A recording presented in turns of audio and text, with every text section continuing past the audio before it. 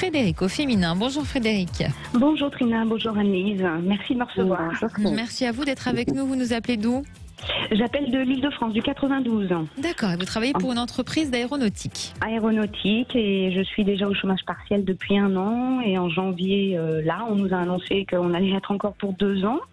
Et puis apparemment, ils vont peut-être aussi nous supprimer ou diminuer une prime et notre 13e mois. Donc voilà, je m'inquiète, quoi, parce qu'il y a déjà des gens qui partent, on les pousse dehors. Et puis apparemment, on va encore faire d'autres plans de départ. Donc oui, je m'inquiète fortement pour mon avenir. On les pousse dehors, c'est-à-dire? En fait, il y a des gens qui sont à des plans de départ volontaires. Ceux qui sont déjà retraitables, on les incite à partir avec des primes. Après, c'est ceux qui ont 58 ans, donc c'est pas eux qui sont prioritaires. Ils prennent d'abord. Il y a 3 catégories. Là, on est dans la phase première et il y aurait pas assez de gens, donc ils taperaient dans les phases 2 et phase 3 de ceux qui se sont manifestés pour des reconversions professionnelles. J'ai une collègue qui veut devenir agricultrice, mais elle est dans la 3e étape, elle. Donc, elle sera peut-être éligible s'il n'y a toujours pas assez de monde après la première phase, la 2e phase, et voilà. Et voilà. Et notre président nous a annoncé que on avait un gouffre abyssal, et puis qu'on allait aussi peut-être encore supprimer les gens, quoi. Donc peut-être encore d'autres personnes proches de la retraite ou autres. Donc, voilà. Vous êtes là-bas depuis combien de temps dans cette entreprise? Je suis rentrée en 98, donc ça fait j'aurais 23 ans de maison. Oui, donc j'ai pas d'intérêt à partir, moi, en tout cas. Je suppose que ce chômage partiel est dû à la crise sanitaire. Ah, carrément. D'accord. Donc depuis 1 an, mais pourquoi dans ce cas-là vous annoncez que ça va encore durer 2 ans? C'est long. Oui, parce que le gouvernement a mis en place ce qu'on appelle l'APLD, l'activité partielle de longue durée, sur 2 ans. Donc, en plus de l'année qu'on vient de vivre, on est depuis le mois de janvier sur une période de 2 ans, renégociable tous les 6 mois avec les syndicats. Et là, le bruit qui court, c'est que ils vont mettre sur la table cette prime qu'on a tous et puis notre 13e mois. Donc, en plus, on a déjà la perte d'argent avec le chômage partiel. Et puis, il va se greffer peut-être encore ces 2 montants qui vont diminuer. Et est-ce que l'activité aéronautique va reprendre et que on va tous quand même s'en sortir Parce que là, en termes de chiffres, vous qui êtes à l'intérieur même de cette entreprise, l'activité aéronautique, c'est quelle perte à peu près en termes de pourcentage, par exemple? Quelle baisse? Ça va des compagnies aériennes jusqu'à 7 milliards, et après c'est tous nos prestataires, parce que si on a des clients qui eux aussi sont de l'aéronautique et qui nous demandent du travail et qui peuvent pas nous payer, ça nous bloque aussi, nous, personnellement. Donc on se rend pas compte de tout ça.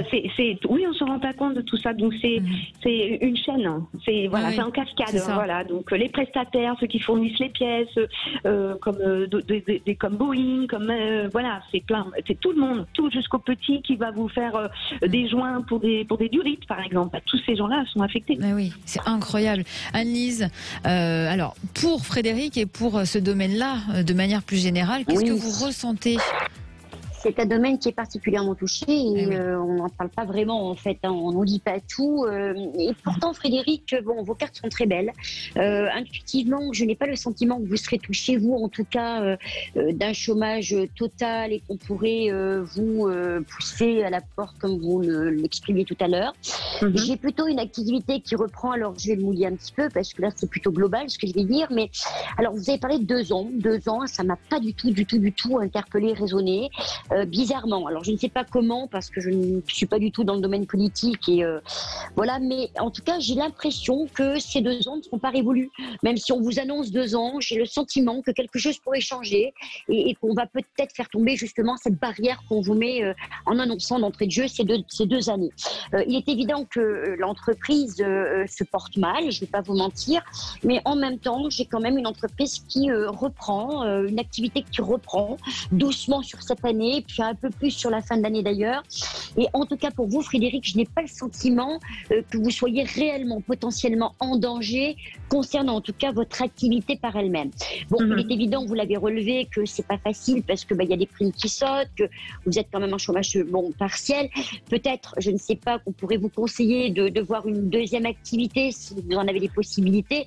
Mais en tout cas, aux cartes que l'on me montre, et de façon intuitive, j'ai pas le sentiment que vous allez vraiment vers au devant de vrais problèmes, de gros problèmes, même si, par contre, oui, j'entends et je le confirme, il y aura des suppressions de postes, il y a beaucoup de gens qui vont être touchés, beaucoup d'ailleurs, et votre service particulièrement.